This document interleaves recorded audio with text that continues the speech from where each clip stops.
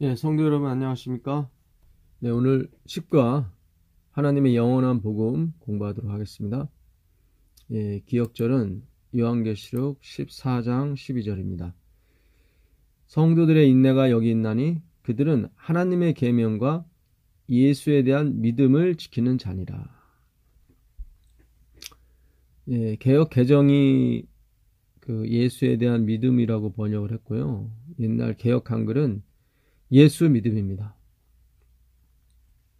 더 정확한 번역은 예수의 믿음입니다. 피스티스 예수. 헬라어 그 명사 끝에 오미크론 입실론이 들어가면 소유격입니다. 그래서 정확한 번역은 예수의 믿음입니다. 그러니까 예수에 대한 믿음도 뭐 전혀 틀린 건 아닌데요. 예수에 대한 믿음 해버리면은 내가 예수님을 믿는 것처럼 보입니다. 그러나 그것은 아닙니다. 그렇게 되면 내 행위가 좀이라도 들어가게 되거든요. 그러니까 우리의 구원과 창조, 섭리, 은혜는 100% 하나님으로부터만 나오게 되어 있습니다. 그러니까 우리가 하는 모든 신앙의 그 원천의 힘이 다 하나님께서 우리에게 공급해 주시는 능력인 것입니다. 그래서 예수에 대한 믿음이 라기보다는 예수의 믿음이 원천적으로 맞습니다. 하나님의 계명도 인간의 계명이 아니라 하나님의 계명이죠. 하나님만이 지킬 수 있는 계명인 것입니다. 야고보서 2장 1절도 그런 오역에 관한 미스가 있습니다. 내 형제들아, 영광의 주, 곧 우리 주 예수 그리스도에 대한 믿음을 너희가 가졌으니, 여기도 예수 그리스도 피스티스입니다. 그러니까 예수 그리스도의 믿음인 것입니다. 그러면 예수 그리스도의 믿음이 무엇입니까? 내가 길이요 진리요 생명입니다. 그게 바로 예수님의 기별인 것입니다. 예수님이 유일한 길이고 예수님이 유일한 생명이고 예수님이 유일한 진리이십니다. 어제도 제가 그런 설교를 드렸었는데요. 그 누가복음에 그 15장에 보게 되면 세 가지 비유가 주어지죠. 죄인들이, 모든 세리와 죄인들이 말씀을 들으러 예수님께 가까이 나옵니다. 근데 바리새인들이 원망을 하죠. 그리고 이 사람이 죄인을 영접하니, 그런 말이 있습니다. 그러니까 죄인을 영접한다는 데코마이, 여기서 덱시오스, 오른편, 의가 나오거든요. 그러니까 모든 죄인들이 예수님의 말씀을 쉐마, 아쿠오죠. 말씀을 들으러 온다는 것은 순종한다는 의미인 것입니다. 그런 사람들은, 그러니까 예수의 말씀이 오직 진리고 예수님이 진리라는 걸 인정한 모든 죄인들이죠. 그런 사람들은 무엇입니까? 다 덱시오스, 하나님의 오른편에 이미 놓아진 상태인 것입니다. 예수님이 그들의 행위를 묻지 않으시고 다 그들을 데코마에 영접하십니다. 오른편에 놓으십니다. 왜요? 모든 행위는 다 하나님으로부터, 모든 선한 일은 하나님으로부터 나오기 때문에 그들의 행위를 보지 않습니다. 그들이 이제는 예수라는 그런 참 감람나무에 접붙임이 되었기 때문에 염려할 필요가 없는 거죠. 그러나 그들이 항상 유지해야 될 것은 무엇입니까? 자기 부인, 자기 삭제인 것입니다. 가치 없음을 늘, 무가치함을 늘 깨닫는 거죠. 그게 바로 하나님과 동행하는 원리가 되는 것입니다. 원칙이죠. 이번 주 교과도 그 원칙과 그 거짓에 넘어가지 말라고 그냥 한 기도가 목요일 날에 나오거든요. 그 원칙과 그 거짓은 무엇이냐면, 내가 옳다는 생각이 원칙 위배인 것입니다. 그것이 거짓이에요. 나는 무가치한 것이고 오직 그분이 존재함으로 인해서 모든 것이 변하는 것입니다. 그분이 의이기 때문에 그분과 함께만 있으면 되는 것입니다. 나머지 문제는 걱정을 안 해도 되는 거예요. 누가복음 15장에 보게 되면 31절이 사실 주제절입니다. 들어오지 않는 큰아들에게 아버지가 그러시죠. 아버지가 이르되, 너는 항상 나와 함께 있으니 내 것이 다 네 것이로다. 여기에 진짜 엄청난 진리가 있었던 것입니다. 예, 이게 바로 예수 믿음이에요. 이게 하나님의 계명인 것입니다. 성도들의 인내가 여기 있어야 되는 것입니다. 아버지와 항상 함께 있는 사람, 예수님과 함께 항상 있는 사람은 예수님의 것이 다 그의 것인 것입니다. 그러니까 여기서는 다 재산으로 분류했죠. 근데 이 비유는 세 가지 비유 다가 다 영적인 비유인 것입니다. 첫 번째가 잃어버린 양, 양을 잃어버린 게 아니죠. 사람, 영혼들이죠. 하나님의 백성들. 당연히 그 주인은 예수 그리스도 하나님이시겠죠. 두 번째도 잃어버린 동전을 얘기하는 것이 아닙니다. 잃어버린 영혼이죠. 그 여인도 분명히 예수 그리스도일 것입니다. 하나님일 것이에요. 세 번째, 아버지도 마찬가지입니다. 하나님이시고, 잃어버린 아들, 하나님의 백성들이죠. 그러면 하나님의 재산을 갖고 간 그 둘째 아들, 그리고 이 아버지가 갖고 있었던 그 재산이 의미하는 것이 반드시 물질적인 것만 의미하는 게 아니죠. 영적인 거죠. 그거는 하나님이 갖고 계신 품성, 거듭남, 봉사, 헌신, 충성, 지혜, 모략, 이런 모든 것을 총괄하겠죠. 그게 하나님의 소유고 하나님의 재산이니까. 그것으로부터 해서 물질 세계가 나왔지 않습니까? 능력이죠. 하나님의 능력. 그러니까 아버지와 함께 있으면 그 능력, 거듭남, 품성, 순결, 이런 모든 것이 다 우리 것이 되는 것입니다. 근데 둘째 아들은 착각을 한 거죠. 그런 모든 재산, 아버지가 갖고 있는 재산, 거듭남, 변화, 품성, 이걸 갖고 갔죠. 그거 달라고 그랬어요. 12절에 보게 되면 그 둘째가 아버지에게 말하되, 아버지여, 재산 중에서, 여기서 재산, 아버지, 하나님의 재산은 무엇입니까? 역시 그분의 신성, 품성, 능력인 것입니다. 예. 이름이라고 그 번역된 그 헬라어는 그분의 직위와 그분의 성격, 그분의 능력과 그분의 됨됨이를 얘기하는 것입니다. 그러니까 아버지의 재산, 아버지의 속성은 그분의 능력과 그분의 무엇입니까? 속성, 됨됨이, 품성이죠. 그러니까 능력과 품성 중에 반을 달라고 그랬습니다. 내게 돌아올 분깃이, 여기 나오죠. 우리에게 돌아올 유업, 분깃이 뭡니까? 하나님의 능력과 품성이죠. 돌아올 분깃을 내게 주소 하는지라, 아버지가 그 살림을 각각 나눠 주었더니 그 며칠이 안 돼요. 둘째 아들이 재물을 다 모아가지고 그 아버지가 주었던 그 품성과 변화, 모든 사랑, 믿음, 소망, 착함, 온유, 겸손, 이런 모든 것을 다 가지고 먼 나라에 가서 허랑방탕하며 그 재산을 낭비했습니다. 결국 아버지와 함께하지 않는 그 품성, 그 사랑, 믿음, 소망, 됨됨이, 그 다음에 변화, 이런 모든 것들은 결국 없어지고 맙니다. 다 없앤 후 그 나라에 크게 흉년이 들어 그가 비로소 궁핍한지라. 결국 예수님을 떠나서는 우리는 아무것도 할 수 없다는 것을 이 비유에서는 우리에게 말해주고 있는 것입니다. 예.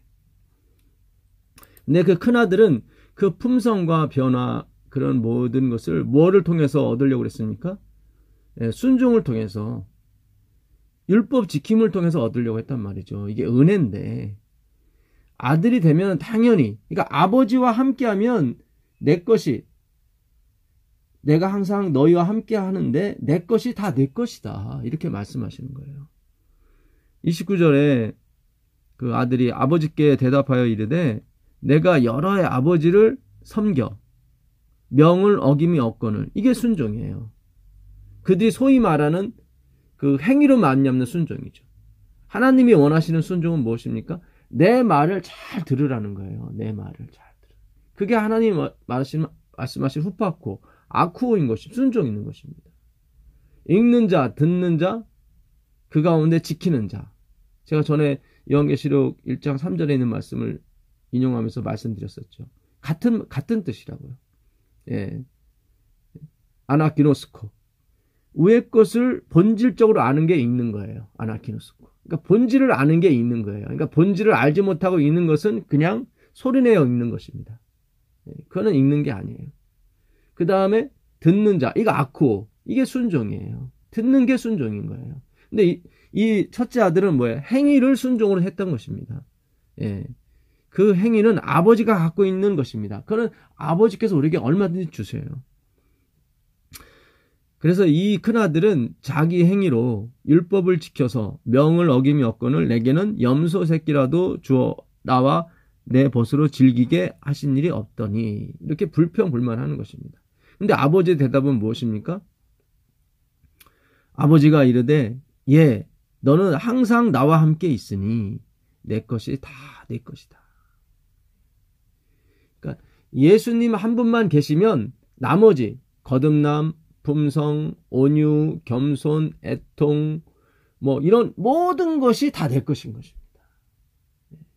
그런데 우리는 예수님을 꺼다른 보릿자로 만들어 놓고 그동안 거듭남, 품성, 온유, 겸손 이런 걸 추구했단 말이죠. 이런 걸 달라고 자꾸. 마치 큰아들처럼. 예수님이 온유고 겸손이고 품성이고 부유함인 것입니다. 그게 임마누엘이에요. 근데 유대인들이 그 임마누엘만 함께 하시면 되는데 그 임마누엘이 갖고 있는 걸 자꾸 하나님 만몬처럼 재물처럼 여기고 그걸 달라고 했던 거예요. 예수님이 그건데 예수님이 함께 하시면 어떻습니까? 5천 명이라도 2만 명이라도 걱정이 없어요. 그들 다 먹이고 남으면 있거든요. 떡과 물, 고기가 중요한 것이 아니라 그 예수님이 중요한 것인데 우리가 그걸 놓치고 있었고 우리 교회가 그걸 놓치고 있었던 것입니다. 그게 셋째 천사의 기별인 거예요. 이 믿음으로 말미암아 의죠. 그게 예수 믿음이에요. 예수 믿음. 예수가 믿음이에요. 믿음의 주요 온전케 하신 예수를 바라보자. 믿음의 주인이시고 그리고 온전케 하시는 이 예수 그리스도죠. 그분이 하나님의 계명도 이루는 것입니다. 이번 주 교과의 저자분께서 예언의 인용하셔서 하나님의 계명을 지키지 않는 그런 예배는 하나님이 받지 않으신다고 그래요. 그럼 하나님의 계명을 어떻게 지킵니까? 그 마태복음 16장에 그 부자 법관이 19장 20절에 내가 이 계명을 다 지키었사오매 무엇이 부족하오리까 그랬단 말이죠. 그거 거짓말이에요. 하나님의 계명을 지킨 사람은 예수님 한 분밖에 없습니다. 내가 율법이나 선지자로 폐하러 온 줄 생각하지 말라. 폐하러 온 것이 아니요 다 완전히 지키러 왔다. 정확한 번역이 그렇습니다. 내가 완전히 다 지키러 왔다. 왜냐하면 아무도 지킨 사람이 없기 때문에. 천지가 없어지기 전에는 천지가 없어질 때까지 이 계명의 1점 1획도 변치 않고 다 이루리라. 예수님이 다 이루신다고 그랬거든요. 분명히 예수님을 구주로 영접한 사람에게는 하나님이 당신이 다 이루신 그 계명의 그 근원의 힘을 우리에게 다 상속해 주시는 것입니다. 그래서 진정으로 예수님을 받아들인 사람은 계명을 다 지키게 되어 있습니다. 그러니까 우리가 이 셋째 천사의 기별, 이 세 천사의 기별의 그것이 무엇을 가르치는 데 대해서 우리가 연구할 필요가 있는 것입니다. 그 요한계시록 14장 이번 주에 공부할 건데요. 1절에 보게 되면 또 내가 보니 보라 어린 양이 시온산에 섰고 그와 함께 14만 4천이 섰는데 그 이마에는 어린 양의 이름과 그 아버지의 이름을 쓴 것이 있더라. 그 어린 양의 이름, 아버지의 이름, 다 어린 양의 말씀, 아버지의 말씀이죠. 근데 어린 양의 말씀은 곧 아버지의 말씀인 것입니다. 우리가 아버지와 성령과 아버지와 아들과 성령의 이름으로 침례를 주라고 그랬죠. 근데 사도들은 다 예수의 이름으로만 침례 줬습니다. 사도행전 10장 48절에 보게 되면 베드로가 고넬료와 고넬료 집사람들의 침례를 주는데 예수의 이름으로 침례를 줬어요. 바울이 사도행전 19장 5절에 그 12명에 해당되는 요한의 침례만 받은 사람들에게 예수님의 침례를 주면서 예수의 이름으로만 침례를 줍니다. 그러니까 아버지와 아들과 성령의 이름은 예수 그리스도인 것입니다.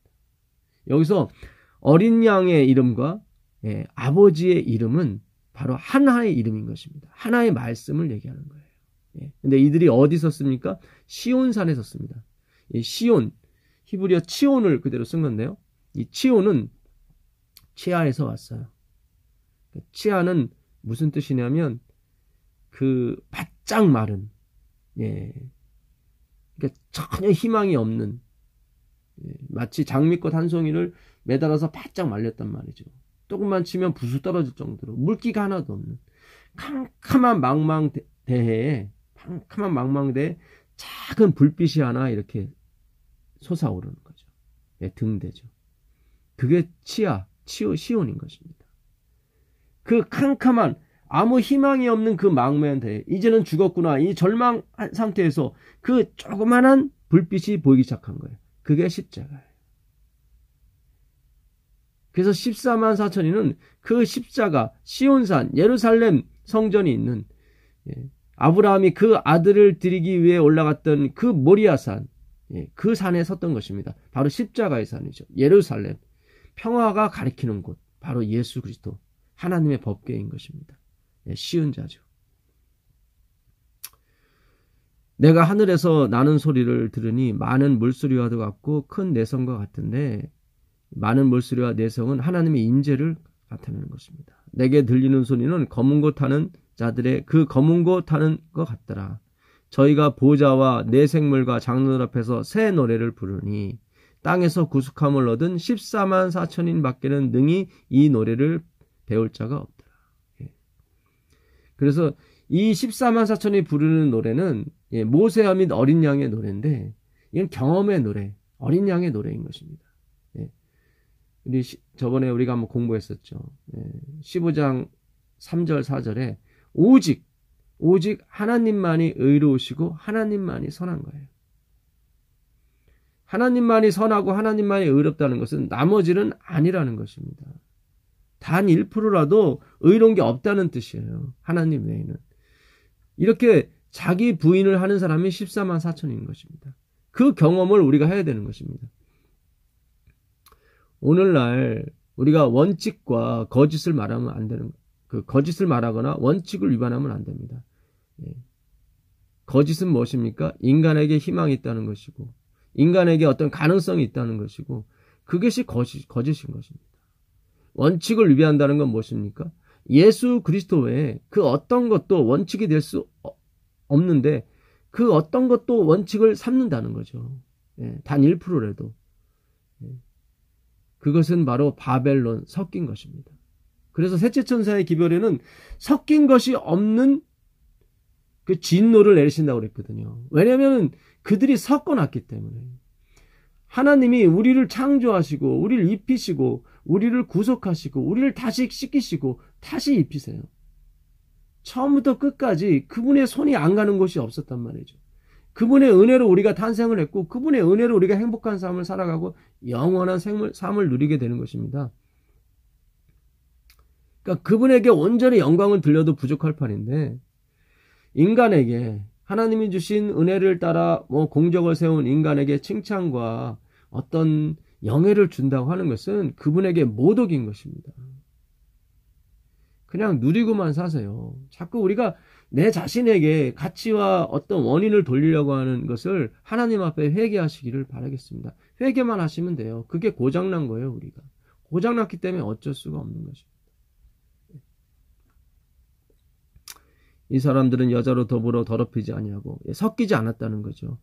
정결이 있는 자라. 어린 양이 어디로 인도하시는지 따라가는 자이며, 여기서 어린 양이 어디로 인도하시든지, 휘파고라고 그랬죠. 휘파고는 무슨 뜻입니까? 아고는 끌려가다고, 히포는 아래로. 그러니까 이게 뜻이 사라지다, 없어지다, 그런 뜻이에요. 그러니까 어린 양은 우리를 이렇게 사라지게 하세요. 없이 하세요. 그래서 본인과 하나를 만드셔요. 그러니까 우리가 어린 양 안에 숨게 만드십니다. 그래서 하나님의 진노로부터 보호해 주시는 거죠. 자기 가치 없음, 자기 부인이 결국 우리에게 하나님의 은혜를 주는 것입니다. 예수님이 그 길로 인도하시는 거예요. 처음 익은 열매로 하나님과 어린아이에게 속한 자들이니, 처음 익은 열매가 누굽니까? 우리가 저번에 공부했었죠. 고린도전서 15장 23절에 그 처음 익은 열매는 바로 예수 그리스도입니다. 그럼 우리는 무엇입니까? 그에게 붙은 자인 것입니다. 그래서 처음 익은 열매와 우리가 붙어있기 때문에 우리를 처음 익은 열매로 보는 것입니다. 5절입니다. 그 입에 거짓말이 없고 흠이 없는 자라. 이 거짓말, 푸시테스, 푸시테스라고 전에 말씀드렸죠. 그러니까 이거는 진짜인 줄 아는 거짓이에요. 그러니까 그런 말을 안 해요. 내가 진짜라는 말을 안 해요. 그런 거짓말을 안 한단 말이죠. 요한일서 1장 8절 또 10절에 보게 되면 자기가 죄가 없다고 하는 사람은 하나님을 거짓말하는 사람으로 만든다고 했거든요. 그러니까 죄가 없다고 내가 진짜라고 하는 거짓말을 하지 않는 사람들인 것입니다. 우리가 성경을 연구해야 됩니다.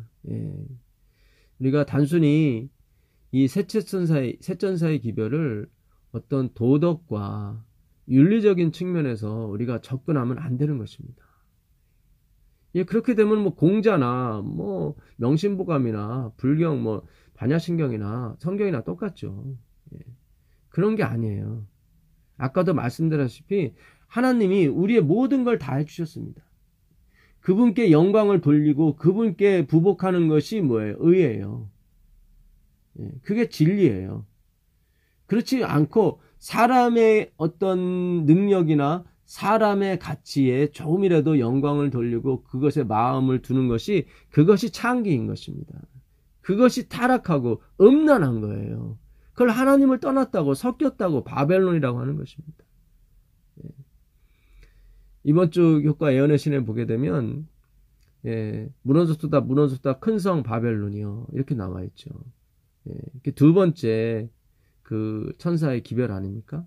8절에 그 기별은 셋째 천사의 기별. 그러니까 오른손이나 이마에 짐승의 표를 받지 말라는 그 믿음으로 말미암아 의의 기별이죠.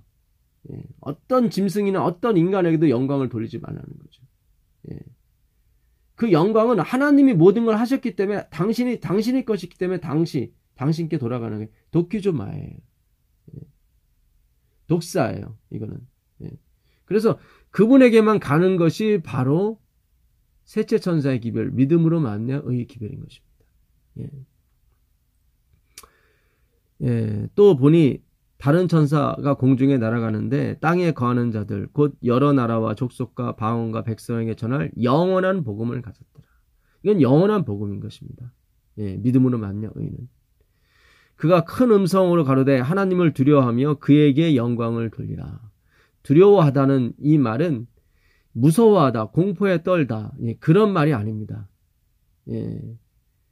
이 헬라어 원문을 찾아보게 되면 이 두려워한다는 뜻이 경악하다, 수동적으로 놀라게 만들다 그런 뜻입니다. 그러니까 두려워한다는 것은 뭐 공포에 떠는 게 아니라 하나님이 하시는 일을 보고 거기에 우리가 송구한 마음을 갖는 거예요. 마치 정말 그 옛날 그 드라마나 이런 게 보게 되면 그 부잣집 어떤 규수가 아주 정결하고 예쁜 규수가 가고 있는데 거기에 머슴 하나가 그 앞에서 아주 두려워하는 거죠. 그 아가씨를 짝사랑하는 머슴이 감히 쳐다보지도 못하는 아가씨거든요. 그때 쓰는 표현이 이 표현이에요. 송구해서 어쩔 줄 몰래. 그 아가씨는 그 머슴한테 되게 잘해주거든요. 차별하지 아니하고 친절하고. 그러니까 어떻게 송구하는 거예요. 몸둘 바를 모르는 거예요. 그걸 두려워한다고 하는 것입니다. 그래서 그 이사야서 66장 5절에 보게 되면 여호와의 말씀으로 인하여 떠는 너희여 이렇게 떤다고 나오거든요. 그 하데바라는 그 히브리어인데 그게 이제 여기서 쓰인 두려워하다와 같은 뜻입니다. 근데 공동번역이 번역을 너무 잘했어요. 그 두려워한다는 것을 송구하는 하나님의 말씀에 송구스럽게 생각하는 너희들이여 이렇게.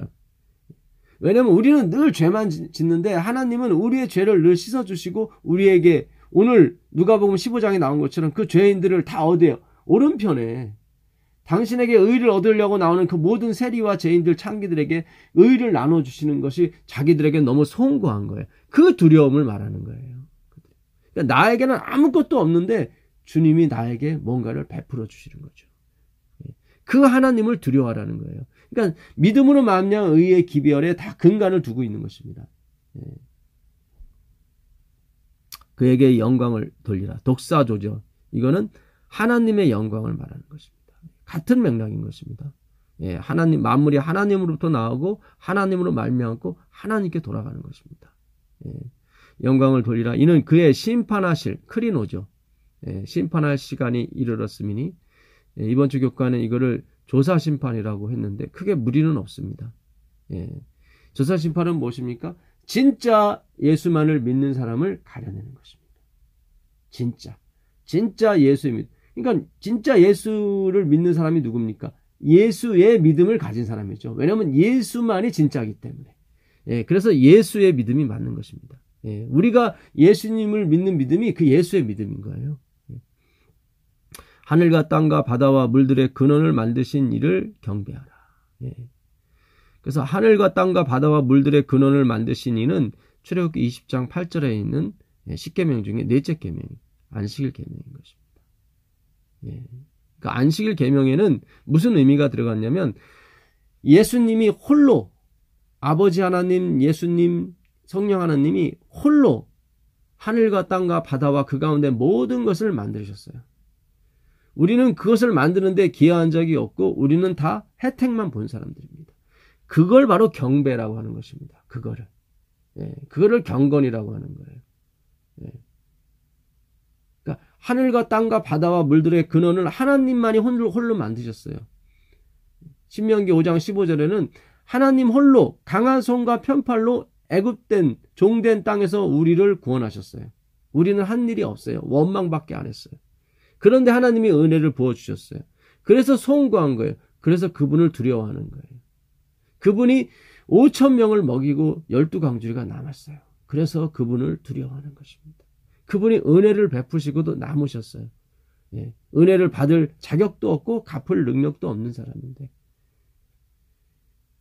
그래서 안식일은 하나님이 홀로 다 이루시고 홀로 다 마감하셨다는 것을 인정하는 날입니다. 그러니까 십자가에 복음이 들어있는 것이 안식일인 것입니다. 십자가의 공로가 들어가 있는 것이 안식일인 것입니다. 에스겔서 20장 20절에는 내가 너희를 거룩하게 하는 여호와인 줄 알게 하려고 안식일을 줬다고 나와요. 그러니까 이 안식일은 하나님이 홀로 우리를 거룩하게 하시는 분인 것을 깨닫고 느끼는 날인 것입니다. 그러니까 칭의, 성화, 영화는 다 하나님 홀로 하시는 것입니다.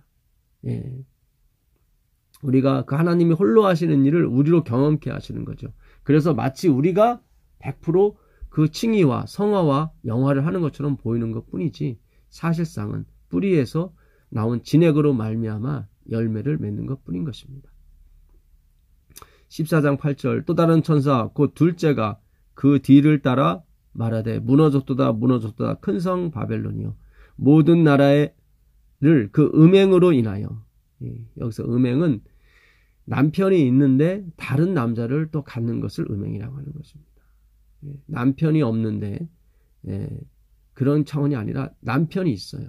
그러니까 섞은 거예요. 진노의 포도주로 먹이던 자로다. 포도주도 마찬가지입니다. 처음에는 포도즙이었어요. 근데 변질이 된 거죠. 그러니까 일부는 맞는 게 있어요. 그러나 일부는 틀린 것입니다. 그 엘렌 화이트의 글 중에 그런 말씀이 있어요. 안식일은 지키면서 믿음으로 말미암아 의의 기별을 받아들이지 않는 사람이 있는데 그 사람들은 뭐다? 안식일 교인이 재림 교인이 아니다. 그렇게 얘기합니다. 교회 증언 326페이지 교회 증언 1권 같습니다. 326페이지 보게 되면 사단은 현대 진리의 일부를 믿노라고 공언하면서 어떤 부분에 대하여 싸우고 있는 사람들을 하수인으로 이용해 왔다. 그러니까 현대 진리 전체를 믿지 않고 일부만 믿는 사람들을 이용해 왔다는 거죠. 사단이. 사단은 우리의 믿음 전부를 반대하는 자들보다 그러한 자들을 더욱 성공적으로 이용할 수 있었다. 그러니까 우리의 전하는 기별을 전부 반대하기보다는 일부를 인정을 하지만 일부는 인정하지 않아요. 그러니까 믿음으로 만냥 의는 인정하지 않아요. 안식일은 인정하는데. 그리고 우리 교인이라고 해요. 그런 사람을 아주 성공적으로 이용해 왔다는 거죠. 진리를 부분적으로 믿는 자들을 통하여 오류를 가져오는 그의 교묘한 방법. 야, 이게 참 대단한 글입니다. 정말 교묘해요. 너무 잘 표현했어요. 그 믿느라고 하는 사람을 통해서 아주 교묘하게 방법을 써왔죠. 그 교묘한 방법은 많은 사람들을 기만하고 그들의 믿음을 빗나가고 흩어지게 했다. 예, 맞습니다. 정말로 더더욱 교묘해졌어요. 더더욱 교묘해졌어요. 어떤 사람들은 기별의 일부분은 받아들이고 다른 부분은 거절한다. 어떤 사람들은 안식일을 받아들이지만 셋째 천사의 기별은 거절한다. 이 셋째 천사의 기별이 무엇입니까? 믿음으로 만나의 기별이에요. 예, 그럼에도 불구하고 그들이 안식일을 받아들였기 때문에 그들은 현대 진리를 믿는 자들의 단체에 속한다고 주장한다. 예, 아닌데 안식일만 받아들였지 가장 중요한 핵심이 뭐예요? 믿음으로 만나의 기별을 안 받아들였는데 그들은 교인이 아니라는 거예요. 교인이 아니면서 지도자가 되고 또 성경을 가리킨 경우가 정말 많았습니다. 정말 안타까운 일이에요.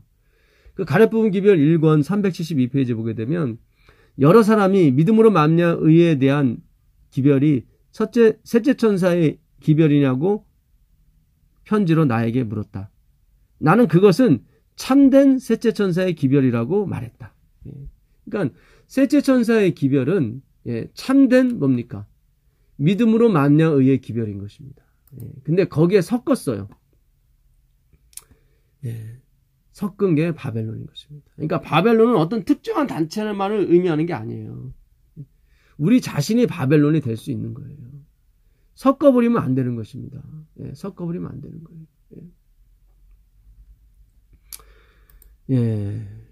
9절입니다. 요한계시록 14장 9절. 또 다른 천사 곧 셋째가 그 뒤를 따라 큰 음성으로 가로되 만일 누구든지 짐승과 그의 우상에게 경배하고 이마에나 손에 표를 받으면 그도 하나님의 진노의 포도주를 마시리니 그 진노의 잔에 섞인 것이 없이 부은 포도주라. 여기 나오죠. 하나님의 진노는 섞이지 않는 진노를 내리는 것입니다.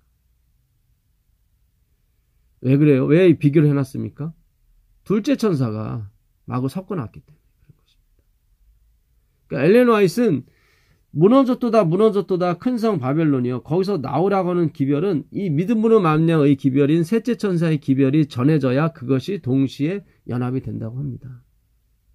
그러니까 셋째 천사의 기별, 믿음으로 만나의 기별이 전해져야 되는 것이에요. 그것이 바로 첫째 천사이고 둘째 천사이고 셋째 천사인 것입니다. 셋째 천사의 기별 안에 이미 첫째와 둘째가 다 포함됐다고 화이트는 그렇게 얘기했어요. 그게 맞습니다. 그러니까 첫째가 부러지고 둘째가 부러지고 그런 게 아니라 셋째 천사가 이 믿음으로 만나 의가 전해지게 되면 그 안에 이미 첫째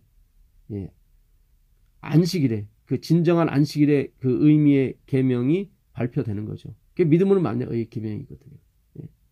그 다음에 둘째 무너진 바벨론에 대해서 또 경고를 하는 것입니다. 섞인 것은 반드시 무너지게 되어 있는 것입니다. 섞인 것이 없인 부은 포도주라. 거룩한 천사들 앞과 어린 양 앞에서 불과 유황으로 고난을 받으리니 그 고난의 연기가 세세토록 올라가리다. 짐승과 그 우상에게 경배하고 그 이름의 표를 받는 자는 누구든지 밤낮 쉼을 얻지 못하리라. 이거는 영원히 지글지글 탄다는 의미가 아니라고 전에 제가 말씀드렸죠. 그 유다서 1장 7절에도 보게 되면 소돔과 고모라가 아직까지 불타고 있다고 하는데 그건 없어졌거든요.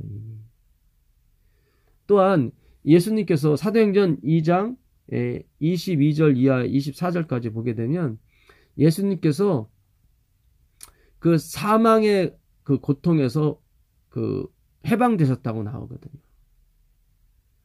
그러니까 사망 자체가 예수님께 고통이었단 말이죠. 이미 죽었는데 무슨 고통이에요. 근데 그걸 고통이라고 봐요. 사망을 고통이라고 봐요. 예수님이 지옥에 간 게 아니시잖아요. 그러니까 이 세상을 보지 못하고 잠드는 것, 그게 사망인 거예요. 그게 고통인 거예요.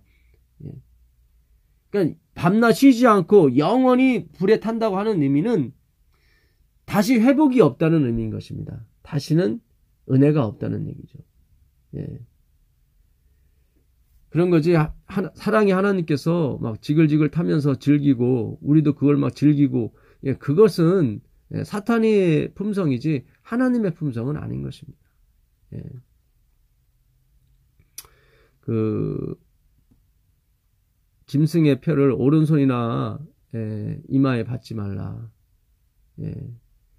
그 신명기 6장 6절 이하에 그 오른손이나 이마에는 하나님의 말씀을 기록하게 돼 있었습니다. 근데 하나님의 말씀 대신에 이들은 자신의 가치와 행위, 그런 것을 집어넣게 됐죠. 그러니까 예수 그리스도를 새겨 넣는 것이 바로 하나님의 기별인 것입니다. 그 출애굽기 13장 15절 이하에 보게 되면 너희는 내가 너희 이스라엘을 애굽에서 다 대속한 거. 그러니까는 예수님의 죽음으로 말미암아 이스라엘 백성의 장자는 누구가 됐든지 다 살았죠. 그 사실을 너희 오른손이나 이마에, 너의 손목과 이마에 펴라고 그랬거든요. 그게 바로 셋째 천사의 기별인 것입니다. 하나님의 그 무한하신 은혜와 그 사랑을 새겨 넣는 거예요. 거기에 나의 행위나 나의 공로가 들어가지 않는, 섞이지 않는, 그것이 바로 셋째 천사의 기별인 것입니다. 이 셋째 천사의 기별이 전해진다면 예수님은 벌써 왔다고 그래요. 가입부는요. 그 가입부문 기별 1권 68페이지 보시면, 만일 재림 신도들이 1844년에 큰 실망 이후에 저희 믿음을 지키고 연합의 정신으로 밝혀지기 시작하는 하나님의 섭리를 따르며 셋째 천사의 기별을 받아들이고 믿음으로 만명이죠. 성령의 능력으로 그 기별을 온 세상에 전파했다면 저들은 이미 하나님의 구원을 보았을 것이며 주님께서는 그들의 노력과 함께 큰 능력을 베풀었을 것이고 사업은 이미 끝났을 것이며 그리스도께서는 그 즉시 보상을 받아야 할 당신의 백성들을 영접하시기 위하여 오셨을 것이다. 그러니까 우리에겐 지금 이 희망의 기별인 거예요. 전에는 실패했죠. 1844년 재림운동 이후로 지금 거의 몇 년이 지났습니까? 100년, 거진 200년 가까이 지나가고 있습니다. 이제 이 셋째 천사의 믿음으로 말미암아 의의 기별을 전할 때가 오는 것입니다. 진짜 우리가 가지고 있는 가치, 우리 인간에게 보이는 어떤 가능성을 다 말살시켜버리고 오직 하나님께만 우리의 초점을 둠으로 말미암아 예수님 한 분이면 충분한 것입니다. 거기 어떤 기별 이상의 기별이 없는 것입니다. 근데 우리는 너무 잘못 갔었어요. 예수님의 다른 기별을 가지고 나갔던 거죠. 예수님을 함께 모시고 가야 되는 거예요. 예수님 자체에 다 있다니까요, 그것이. 둘째 아들처럼, 안식일 기별, 뭐 성소 기별, 뭐 성화 기별, 영혼 불멸설, 뭐 영혼 멸설, 이런 기별 갖고 나갔어요. 예수님 없이. 그러니까 능력이 없죠. 있을 수가 없죠. 그 둘째 아들처럼 점점 궁핍해지는 거예요. 처음에는 나는 부자라 부여에 부족한 것이 없다 하지만 어떻습니까?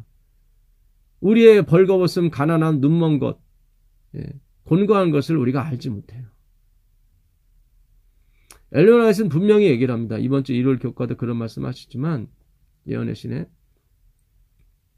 안식일 기별도 중요하지만 가장 셋째 천사의 기별에 중요한 가장 핵심이 되고 가장 위대한 예수님을 빼서는 안 된다.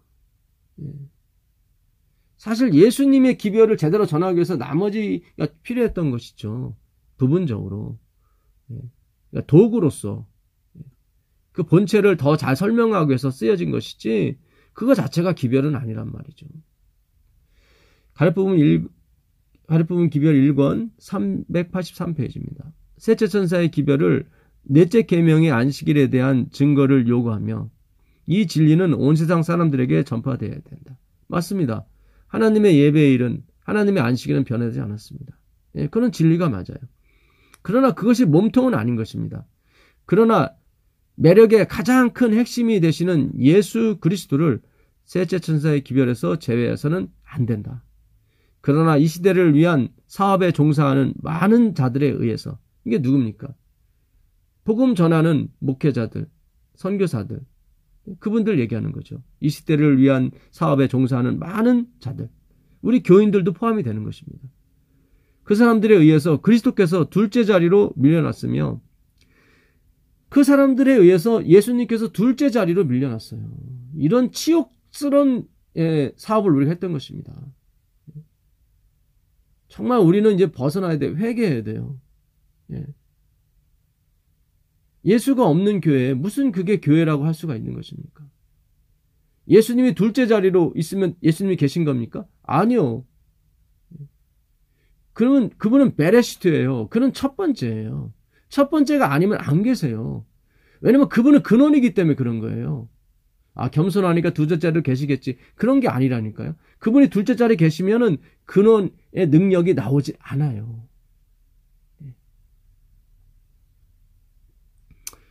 그리스도께서 둘째 자리로 밀려났으며 이론과 논쟁이 첫째 자리를 차지하게 되었다. 이 이론과 논쟁이 결국은 우리를 망치고 말았던 것입니다. 예수님 앞에 무엇이 옳고 무엇이 그른 것이 있겠습니까? 그분이 계시면 모든 것이 옳은 것입니다. 일요일 날 복음교역자 156페이지도 셋째 천사의 기별에는 안식일 진리를 소개해야 할 사업이 포함되어 있다. 이 기별 속에 있는 다른 천사들과 함께 이 안식일 진리를 전하되 주목해야 할 가장 위대한 중심 인물이신 예수 그리스도를 빼놓아서는 안 된다. 근데 우리는 둘째 아들처럼 아버지를 떠나서 그 기별 가지고 전하려고 했습니다. 결국 다 빼앗기고 말았죠.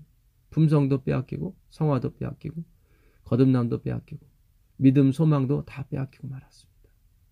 결국 주염 열매, 허스크라고 하죠. 형식만 먹고 말았습니다. 그러니 어찌 배가 부를 수 있었겠습니까? 배가 부를 리가 없죠. 이제 예수님께 돌아와야 되는 것입니다. 그게 셋째 천사의 기별인 것입니다. 먼저 이 집안, 이 교회 안에서부터 이 예수 운동, 예수 그리스도의 운동이 다시 벌어져야 되는 것입니다. 하나님의 심판의 때를 알려주며 하나님을 두려워하고 경배하라는 요한계시록 14장의 첫째 천사의 기별은 하나님의 백성이라고 공언하는 사람들로 하여금 세상에 부패한 가마에서, 세상에 부패한 가마가 뭡니까? 아이돌 만드는 거예요. 우상 만드는 거죠. 그게 우리 교회 안에도 지금 팽배하게 들어왔다는 것입니다. 세상에 부패한 가마에서 떠나게 하고 세속화되고 타락한 그들의 참 상태를 보도록 그들을 일깨우기 위하여 주어진 기별이었다. 그러니까 우리 교회가 얼마나 타락했는지, 하나님의 영광이 아닌, 예수님이 요한복음 5장 43절에 그러잖아요. 자기 이름으로 오는 사람은 너희가 잘 영접해요. 자기 능력, 자기 가치를 주장하는 사람. 그러나 하나님의 이름, 자기를 낫생이라고 그러고 자기를 부인하고 오직 하나님만이 하나님이시라고 주장하고 오는 사람은 거절해요. 서로의 영광을 구하면서 하나님으로부터 오는 영광을 구하지 않는데 너희가 어찌 나를 영접할 수 있겠느냐, 그렇게 얘기합니다. 화요일날 각시대 대등투 436페이지 계명을 지키라는 말씀입니다. 주님을 천지의 창조주로 경배하라는 명령을 받았다. 사람이 이 일을 하려면 하나님의 계명을 지켜야 한다. 지혜자는 하나님을 경외하고 그 명령을 지킬지어다. 이것이 사람의 본분이라고 말한다. 하나님의 계명을 지키지 아니하면 어떤 예배로도 하나님을 기쁘시게 할 수 없다. 하나님의 계명의 원본이 누구십니까? 그리스도죠, 당연히. 그리스도죠. 그리스도를 떠나서 우리가 어떻게 계명을 지킬 수 있습니까? 지킬 수 없어요. 그래서 이 말씀은 예수님을 영접하라는 의미인 것입니다. 예수님을 영접하게 되면 예수님이 지키신 그 모든 계명이 우리에게 새겨지게 되는 것입니다. 그래서 우리가 반드시 계명을 따라 지키게 되는 것입니다. 그 수요일날 연회신에는 둘째와 셋째에 대해서 셋째 천사의 기별에 대해서 말씀하고 있습니다. 둘째 천사에 의해 주어진 바와 같이 바벨론이 무너졌다는 기별은 1844년 후로 교회에 들어온 그 부패에 대한 경고, 인본주의죠. 도덕적인 타락이 아닌 것입니다. 바리새인들은 도덕적으로 타락하지 않았어요. 영적으로는 타락했죠. 하나님을 떠나서 그들이 뭔가 하려고 그랬죠. 그것이 음란한 것입니다. 그 부패에 대한 경고와 함께 반복되었고 그 천사의 일은 셋째 천사의 기별이 큰 소리로 외쳐질 때 즉시 연합하는 것이다. 그렇죠. 둘째 천사의 기별은 셋째 천사의 기별이 큰 소리로 외쳐질 때, 이 천사라고 하는 앙겔로스는 소식을 전하는 사람인 것입니다. 그래서 이 천사는 하나님의 백성들을 말하는 것입니다. 그래서 셋째 천사의 기별, 믿음으로 말미암아 의, 100%의 믿음으로 말미암아 의 기별이 큰 소리로 전해질 때 즉시 연합되는 것입니다. 그렇게 하여 하나님의 백성들이 미구에 닥쳐올 큰 시련의 때 설 수 있도록 준비되었다. 이 셋째 천사의 기별은 미구에 앞으로 닥칠 큰 시련에 충분히 견딜 수 있는 에너지인 것입니다. 그 목요일날 기도, 아버지, 우리가 너무 고집스럽고 완고하지 않으며 사고가 유연한 그리스도인이 되게 해 주옵소서. 예, 맞습니다. 정말 유연한, 그러나 원칙은 우리가 절대로 포기하지 않는, 그 원칙은 누굽니까? 그리스도예요. 오직 그리스도에게 영광에 가는, 그것은 우리가 포기하면 안 돼요. 목사가 됐든 장로님이 되었든 누가 되었든 그에게 영광에 간다고 하는 것에 우리가 양보하면 안 되는 것입니다. 그걸 말하는 거예요, 여기서는. 물론 안식일을 양보하고 그런 것도 포함됐겠지만 진정한 것은 뭐예요? 그 당시 바리새인들도 예수님 당시 바리새인 다 안식을 지켰어요. 더러운 거 안 먹고요. 그들은 양보 안 했던 사람이에요. 그러나 가장 큰 양보를 한 거예요. 어떤 양보요? 예수 그리스도를 멀리했다는 거죠. 우리가 지금 그 길을 가고 있는 것입니다. 그러나 절대 거짓을 허용하거나 원칙을 타협하지 않는, 예수님의 원칙을 타협하면 안 됩니다. 예수님 외에 다른 걸 집어넣으면 안 돼요. 그것이 아무리 거듭남이 되고 아무리 우리가 아무리 온유하다 할지라도 그것에 영광을 돌려서는 안 된다는 것입니다. 그것을 목적으로 삼아서는 안 되는 거예요. 원칙에 타협하지 않는 충성스러운 진리의 수호자가 되게 해 주시옵소서. 우리가 모든 걸 연구해야 돼요. 그냥 세상에서 가르쳐주는 도덕과 윤리의 막 그런 지식체계에 쌓여서 이 성경을 보면 안 되는 것입니다. 제가 여러분에게 비도덕적으로 살라는 게 아니에요. 우리의 유일한 도덕은 그리스도 한 분밖에 없다는 거예요. 자비가 섞이지 아니한 하나님의 진노를 초래하는 것은 무서운 죄임에 틀림없다. 이처럼 중대한 문제에 관하여, 중대한 문제가 무엇입니까? 바로 하나님의 은혜에 나의 공로를 섞는 것입니다. 사람들이 모르고 있어서는 안 된다. 죄악에 관한 이 경고는 하나님의 심판이 이르기 전에 반드시 온 세계에 전파돼요. 모든 사람들이 어찌하여 저희가 형벌을 받아야 하는지, 또 어찌하면 그것을 피할 수 있는지 깨닫게 되어야 한다. 우리나라도 지금 마찬가지지만 점점 도덕적으로 흘러요. 부정부패를, 적폐를 청산하려고 하고. 지금 성경은 그걸 얘기하는 게 아니에요. 하나님은 민중의 힘, 민주주의, 촛불이 아니라 당신의 성령의 불, 성령의 은혜, 예수 그리스도의 그 참다운 은혜에 모든 포커스를 맞추라는 거예요. 그게 도덕이고 그게 윤리인 것입니다. 예수님이 빠진 도덕과 윤리는 나중에 다 없어지게 된 것입니다. 나를 채우지 못하고 나의 빈자리를 채우지 못합니다. 오늘 우리가 하나님의 은혜에 정말 휩싸여서 다른 것은 보지 않게 되기를 간절히 바라겠습니다.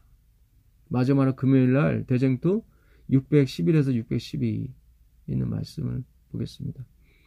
위대한 복음의 사업은 그 시초에 나타났던 하나님의 능력 못지않은 큰 능력이 나타남으로 맞춰지게 될 것이다. 그러니까 초대교회에 나타났던 능력보다 더 큰 2배의 능력으로 맞춰지게 될 것입니다. 기별은 변론으로 전해지기보다는 하나님의 영의 깊은 감동으로 전해질 것이다. 맞습니다. 감동이 있어야 되는 것입니다. 변론으로는 벌써 제시되었다. 씨앗은 이미 뿌려졌으므로 이제는 그것이 자라나서 열매를 맺을 것이다. 아멘입니다. 오늘 요한계시록 14장에 대해서 공부를 했습니다. 14장 우리가 말미 그 뒷부분을 조금 못했는데요. 그 14절 이하에 보게 되면 추수가 결국 나옵니다. 그 14절 이하에 보게 되면 천사가 나오죠. 이분은 바로 인자 같으니 예수 그리스도를 말하는 것입니다. 또 내가 보니 한 구름이 있고 그 구름 위에 사람의 아들과 같은 이가 앉았는데, 이건 다니엘서 7장 14절에 나오는 인자 같은 이를 말하는 거죠. 하나님으로서 나라를 받는 거죠. 너희는 택하신 족속이요 거룩한 나라요 왕 같은 제사장이라고 그랬죠. 하나님 백성을 받는 것입니다. 그 인자 같은 이가 앉아 있는데 그 머리에는 금 열관이 있고 그 손에는 이한 낯을 가졌더라. 그 이한 낯이 뭡니까? 말씀의 검, 말씀이죠. 그러니까 예수님께서 그 낯을 휘둘러서 열매를 거두십니다. 또 다른 천사가 성전으로부터 나와 구름 위에 앉은 이를 향하여 큰 음성으로 외쳐 가로되 내 낯을 휘둘러 거두라. 거둘 때가 이르러 땅의 곡식이 다 익었습니다. 하니 구름 위에 앉으신 이가 낯을 향해 휘두름에 곡식이 거두어지니라. 결국 말씀으로, 처음에 말씀으로 하나님 백성을 다 모으세요. 이 말씀이 전파됨으로 말미암아 점점 하나님의 백성이 모아질 것입니다. 그리고 나서 심판이 오는 것입니다. 그리고 나서 17절에 또 다른 천사가 하늘에 있는 성전에서 나오는데 또한 이한 낯을 가졌더라. 이것도 결국 말씀이죠. 또 불을 다스리는 다른 천사가 제단으로부터 나와 이한 낯 가진 자를 향하여 큰 음성으로 불러 가로되 내 이한 낯을 휘둘러 땅의 포도송이를 거두라. 그 포도가 익었음이라 하더라. 죄악이 가득한 상태를 말하는 거죠. 이들은 완전히 하나님의 의를 무시하고 자신의 노력과 자신의 정성, 자신의 가치, 자신의 가능성에 늘 100% 희망을 두며 살았던 사람들이죠. 물론 하나님을 믿노라 하면서도 그렇게 하는 것입니다. 천사가 낯을 땅에 휘둘러 땅의 포도를 거두어 하나님의 진노의 큰 포도주 틀에 던짐에, 여기 진노에 섞이지 않은 큰 포도주 틀이죠. 섞이지 않은 거예요. 이것은. 성 밖에서 그 틀이 밟히니 틀에서 피가 나서 말 굴레까지 닿았고 1600 스타디온에 퍼졌더라. 약 300km 넘는 400km 넘는까지 그 피가, 포도즙의 피가 낭자한 거죠. 진노의 포도주죠. 결국 이 사업은 먼저 하나님의 백성이 거두어지고 말씀에 의해서요. 그 다음에 그 하나님 백성의 말씀에 의해서, 왜냐하면 두 번째 포도는 천사라고 나와 있거든요. 앙겔로스, 소식을 전하는 사람이에요. 그러니까 먼저 하나님은 당신의 백성을 말씀으로 모으고 그 다음에 그 말씀을 가진 사람이 크게 외치게 됩니다. 그들이 불과 성령의 불을 가지고 외치게 되죠. 그리고 심판이 이르게 되고 멸망을 하게 되는 것입니다. 그게 바로 포도주 틀을 밟는 거죠. 그래서 오늘도 우리가 이 교과를 통해서 요한계시록 14장을 통해서 이 14만 4천인이 어떻게 열매를 거둘 것이며 어떻게 또 심판이 맞춰지게 되고 그 심판의 핵심이 되는 바로 셋째 천사의 기별, 믿음으로 만드는 참된 예수의 기별이죠.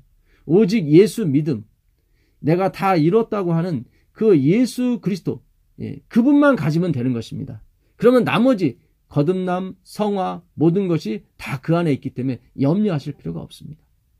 오늘도 기쁜 하루가 되시길 간절히 바라면서 공부 줄이도록 하겠습니다. 하늘에 계신 아버지 하나님 감사합니다. 오늘도 우리에게 요한계시록을 통하여 하나님의 자비와 은총과 우리가 무엇을 해야 될지를 가르쳐 주셔서 감사합니다. 그 말씀대로 진행될 수 있도록 우리를 인도하여 주시옵소서. 예수님의 이름으로 기도합니다.